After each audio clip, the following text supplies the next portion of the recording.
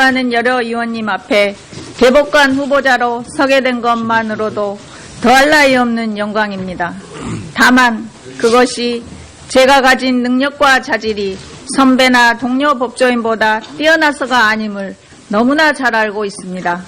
저는 대법관이라는 막중한 소임에 더하여 양성평등과 소수자 보호라는 저에 대한 특별한 기대와 희망을 제대로 감당해 보고자 두려움과 망설임을 모두 이겨내고 무거운 책임감으로 이 자리에 서게 되었습니다.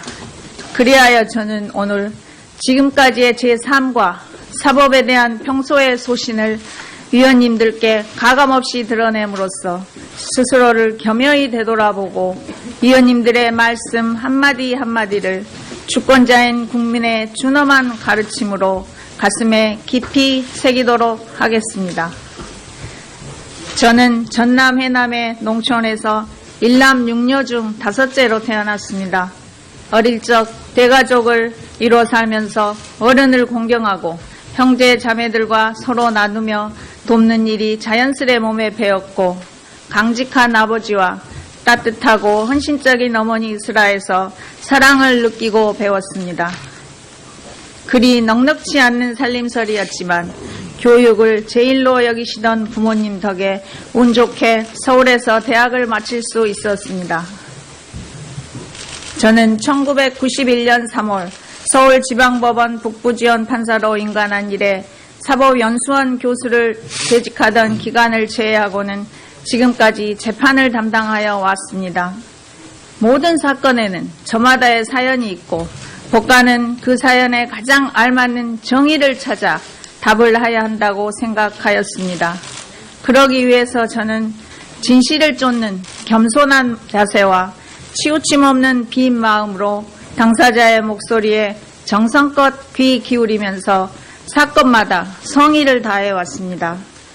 그러나 26년이 지난 지금까지도 재판을 하면 할수록 정의와 진실을 쫓는 일이 제게는 정말 어렵고 고되다는 것을 솔직하게 고백하지 않을 수 없습니다.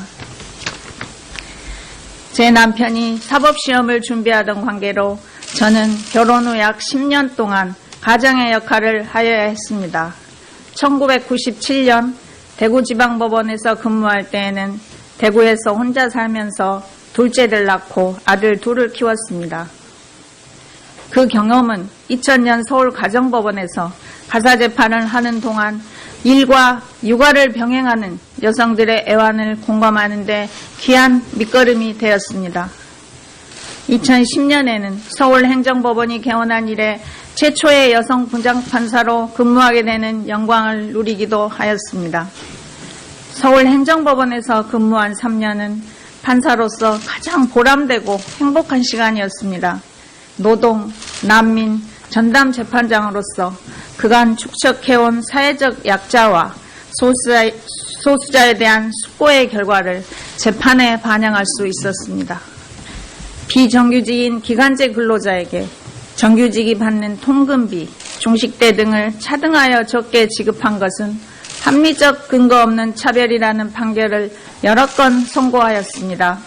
이로써 기간제법 시행 초기에 실비 변상이나 후생 복리 차원에서 지급되는 급부는 차별적 처우 대상이 아니라는 점을 분명히 하였습니다. 구직 중인 청년도 지역노동조합의 조합원이 될 수 있다고 한 청년 유니온 판결로 청년 실업자들이 희망을 잃지 않도록 응원하였습니다. 양성평등의 직장 문화를 저해하는 고질적 악폐인 직장 내 성희롱 사건에 대하여는 엄정한 판단을 함으로써 이를 근절할 필요성에 무게를 두었습니다. 먼저 신고된 유령 집회를 이유로 나중에 신고된 집회를 금지할 수 없다고 한 판결을 통하여 집회의 금지는 최종적, 보충적 수단이어야 함을 명백히 하였습니다.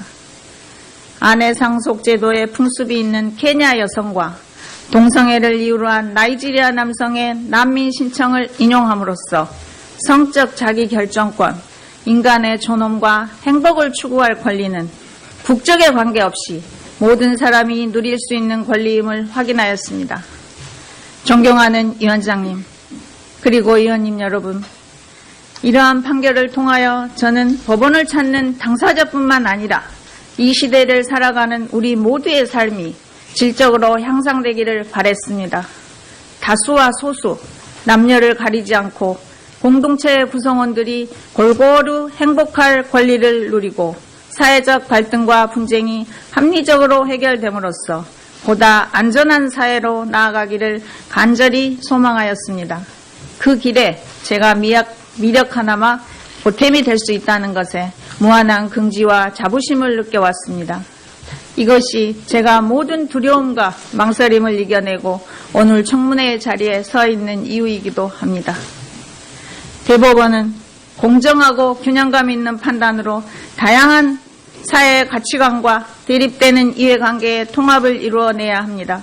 그럼으로써 우리 사회의 구성원이라면 누구나 수긍할 수 있는 규범적 가치 기준을 제시할 수 있어야 합니다. 이를 위해 대법원은 다수의 의사에 의하여 외면될 수 있는 소수자와 사회적 약자의 정당한 권리를 충실히 보호해야 합니다.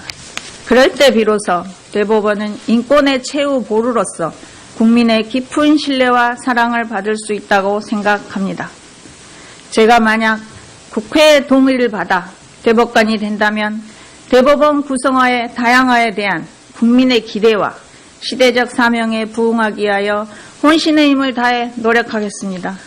그동안 대법원이 유지해온 가치들을 존중하되 양성평등 및 소수자와 사회적 약자의 권리 보호에 충실한 대법원 판례가 나올 수 있도록 제 힘과 지혜, 열정을 모두 쏟겠습니다. 여성 대법관 한 명이 늘어난 형식적 의미의 다양화에 그치지 아니하고 저를 통하여 우리 사회의 보다 다양한 가치들이 대법원 판결에 투영될 수 있는 실질적 의미의 다양화를 이루도록 최선을 다하겠습니다. 저는 오늘 청문회에서 국민을 대표하는 의원님들의 검증과 질의에 정성을 다하여 솔직하게 답변할 것을 약속드립니다. 마지막으로 저에 대한 청문회를 위해서 귀중한 시간을 할애해 주신 위원장님과 의원님들께 다시 한번 깊은 존경과 감사의 말씀을 드립니다. 대단히 감사합니다. 담긴 내용, 우리 후보자의 마음속에서 나온 진심 어린 인사 말씀이라고 이해하고 싶습니다. 그래 되겠죠? 네, 질의하겠습니다. 지난 6월 이철성 경찰청장은 경찰 공권력은 어떤 경우에도 국민의 안전을 보장하면서 절제된 가운데 행사되어야 하고 경찰의 과도한 공권력으로 국민이 피해보는 일은 이제 다시는 되풀이되지 말아야 된다고 밝혔습니다. 이거는 백남기 농민의 살수차에 의한 죽음에 대한 답변이고 사과였습니다. 그리고 앞으로 집회 시위 현장에 살수차를 배치하지 않겠다, 이런 답변을 했습니다. 기억하십니까? 아니, 의원님 말씀하니까 지금 기억이 난 것 같습니다. 네, 이는 경찰이 그동안의 살수차 배치와 운영에 대해 있어서 과도한 공권력의 행사가 있었음을 스스로 시인하는 발언이라고 할 수 있겠습니다. 네, 그래서 저희 의원실에서 후보자님께 질의를 했습니다. 집회 및 시위에서의 경찰의 물대포 사용에 대해서 후보자의 입장은 어떤 것인가라는 질의 내용을 보냈는데요. 저희가 보기에는 답변에 상당한 일정 정도 문제가 있다는 생각을 했습니다. 제가 읽어보겠습니다. 특히 직사살수는 사람의 신체에 중대한 위험을 초래할 수 있으므로 신중을 기하여 다른 대안이 없는 경우에 하나여 보충적으로만 사용되어야 한다고 생각합니다. 이렇게 답변서를 보냈습니다. 맞죠? 네, 그런 것 같습니다. 네, 저는 이것이 조건과 결론이 바뀌었다 생각합니다. 지금 후보자의 답변은 물론 전제를 아주 신중하게 달았습니다.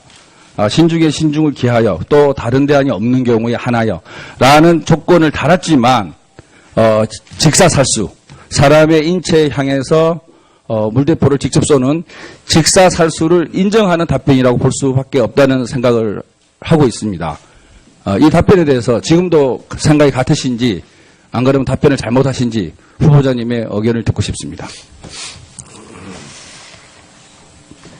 집회 및 시위의 자유는 굉장히 민주국가에서 중요한 자유이기 때문에 제한은 최소한에 그쳐야 되는 건 맞는 것 같습니다. 그렇지만 공공복리나 질서 유지, 안전보장을 위해서 충분히 제한될 수 있고, 다만 그 제한의 경우에도 수단과 방법에 있어서 굉장히 더 엄격하게 해야 되는 건 맞는 것 같습니다. 근데 지금 위원님이 말씀하신 말씀을 듣고 보니까 제가 직사살수가 정말 그 얼굴이랄지 신체의 위험한 부위 뭐 이런 부분에 굉장히 강조했던 뜻으로 제가 아마 답변할 때는 생각을 했던 것 같고요. 그래서 아마 그 사람들 많은데 직사살수는 뭐 이렇게 다리 같은데 뭐 이렇게 분사형으로나 뭐 이렇게 그냥 예전에 좀 가볍게 생각하고 했던 것 같습니다. 예, 의원님 말씀 충분히 그 직사살수는 정말 거의 안 된다고 생각합니다. 네, 제 생각으로는 네. 직사살수는 흉기나 다름없다고 생각합니다. 네. 네, 동의하시죠? 네, 공감합니다. 네, 그래서 어떠한 명분으로라도 또 어떠한 조건이 있더라도 사람을 향해서 직사살수하는 것은 이 정의와 인권의 보류인 대법관의 입장에서는 반드시 그는 막아야 되고 앞으로 이것이 허용되어서는 안 된다는 생각을 하고 있습니다. 네. 예, 동의하시죠? 네. 예, 그럼 그렇게 이해하도록 하겠습니다. 부모님 덕에 운 좋게 서울에서 대학을 마칠 수 있었습니다. 저는 1991년 3월 서울지방법원 북부지원 판사로 임관한 이래 사법연수원 교수를 재직하던 기간을 제외하고는 지금까지 재판을 담당하여 왔습니다. 모든 사건에는 저마다의 사연이 있고 법관은 그 사연에 가장 알맞는 정의를 찾아 답을 해야 한다고 생각하였습니다. 그러기 위해서 저는 진실을 쫓는 겸손한 자세와 치우침 없는 빈 마음으로 당사자의 목소리에 정성껏 귀 기울이면서 사건마다 성의를 다해왔습니다. 그러나 26년이 지난 지금까지도 재판을 하면 할수록 정의와 진실을 쫓는 일이 제게는 정말 어렵고 고되다는 것을 솔직하게 고백하지 않을 수 없습니다. 제 남편이 사법시험을 준비하던 관계로 저는 결혼 후 약 10년 동안 가장의 역할을 하여야 했습니다. 1997년 대구지방법원에서 근무할 때에는 대구에서 혼자 살면서 둘째를 낳고 아들 둘을 키웠습니다. 그 경험은 2000년 서울가정법원에서 가사재판을 하는 동안 일과 육아를 병행하는 여성들의 애환을 공감하는 데 귀한 밑거름에 가감없이 드러냄으로써 스스로를 겸허히 되돌아보고 위원님들의 말씀 한마디 한마디를 주권자인 국민의 준엄한 가르침으로 가슴에 깊이 새기도록 하겠습니다. 저는 전남 해남의 농촌에서 일남 육녀 중 5째로 태어났습니다. 어릴 적 대가족을 이루어 살면서 어른을 공경하고 형제 자매들과 서로 나누며 돕는 일이 자연스레 몸에 배었고 강직한 아버지와 따뜻하고 헌신적인 어머니 이스라에서 사랑을 느끼고 배웠습니다. 그리 넉넉지 않는 살림살이였지만 교육을 제일로 여기시던 부모님이 되었습니다. 2010년에는 서울행정법원이 개원한 이래 최초의 여성 분장판사로 근무하게 되는 영광을 누리기도 하였습니다. 서울행정법원에서 근무한 3년은 판사로서 가장 보람되고 행복한 시간이었습니다. 노동, 난민, 전담 재판장으로서 그간 축적해온 사회적 약자와 소수자에 대한 숙고의 결과를 재판에 반영할 수 있었습니다. 비정규직인 기간제 근로자에게 정규직이 받는 통근비, 종식대 등을 차등하여 적게 지급한 것은 합리적 근거 없는 차별이라는 판결을 여러 건 선고하여 하는 여러 의원님 앞에 대법관 후보자로 서게 된 것만으로도 더할 나위 없는 영광입니다. 다만 그것이 제가 가진 능력과 자질이 선배나 동료 법조인보다 뛰어나서가 아님을 너무나 잘 알고 있습니다. 저는 대법관이라는 막중한 소임에 더하여 양성평등과 소수자 보호라는 저에 대한 특별한 기대와 희망을 제대로 감당해 보고자 두려움과 망설임을 모두 이겨내고 무거운 책임감으로 이 자리에 서게 되었습니다. 그리하여 저는 오늘 지금까지의 제 삶과 사법에 대한 평소의 소신을 위원님들께